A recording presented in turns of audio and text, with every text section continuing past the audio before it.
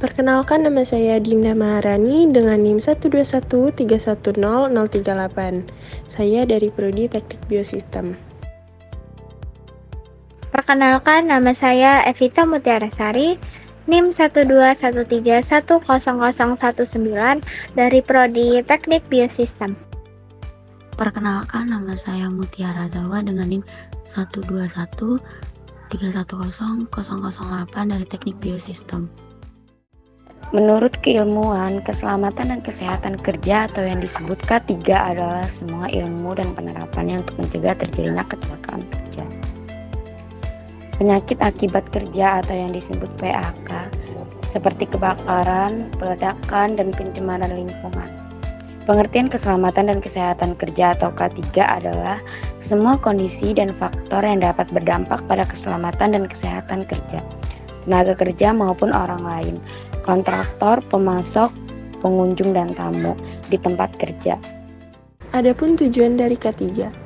Yang pertama, tidak hanya untuk memberikan perlindungan terhadap tenaga kerja dan orang lain yang berada di tempat kerja agar terjamin keselamatannya, tetapi juga untuk mengendalikan risiko terhadap peralatan, aset, dan sumber produksi sehingga dapat digunakan secara aman dan efisien agar terhindar dari kecelakaan dan penyakit akibat kerjanya.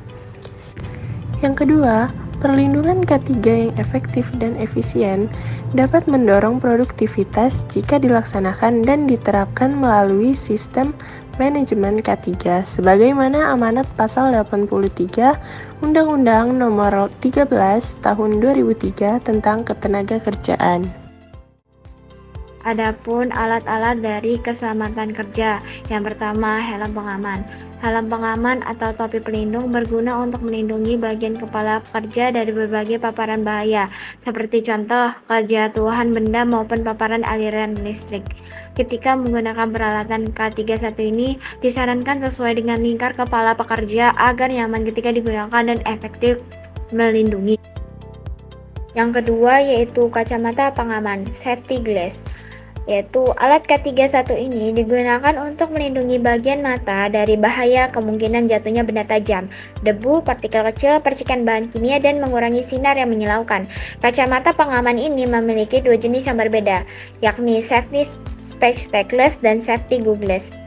Yang ketiga, masker. Peralatan K3 selanjutnya yang wajib digunakan guna menjadi alat pelindung diri kesehatan adalah masker. Sebagai pelindung pada bagian pernapasan seperti hidung dan mulut, menghindari paparan bahan berbahaya seperti debu, bahan kimia, asap solder, dan bau bahan kimia. Umumnya dibuat dengan bahan kain ataupun kertas. Ketika bekerja, masker ini cocok digunakan saat proses menyolder. Yang keempat, penutup telinga, earmuff. Penutup atau earmuff adalah peralatan K3 yang biasa dipakai untuk menjaga dan melindungi organ pendengaran dari suara yang berfrekuensi tinggi. Earmuff bisa mengurangi frekuensi suara hingga 2000 dB sampai 30 dB. Bagiannya yang terdiri dari headband dan ear cup terbuat dari bantalan busa yang dapat melindungi seluruh bagian luar telinga. Yang kelima, sarung tangan, safety gloves. Peralatan K3 ini berfungsi melindungi tangan agar tidak melakukan kontak langsung dengan bahan kimia dan terluka akibat bersentuhan dengan benda tajam. Terdapat 4 jenis sarung tangan yang biasa digunakan dalam bekerja, yaitu cotton gloves dan leathers gloves berguna melindungi tangan dari sayatan, tergores, dan luka ringan. Yang keenam, sepatu karet atau boots. Ketika bekerja di tempat konstruksi dan tidak menggunakan sepatu yang sesuai, maka bagian kaki dapat luka dengan mudah akibat dari benda tajam yang ada di tanah.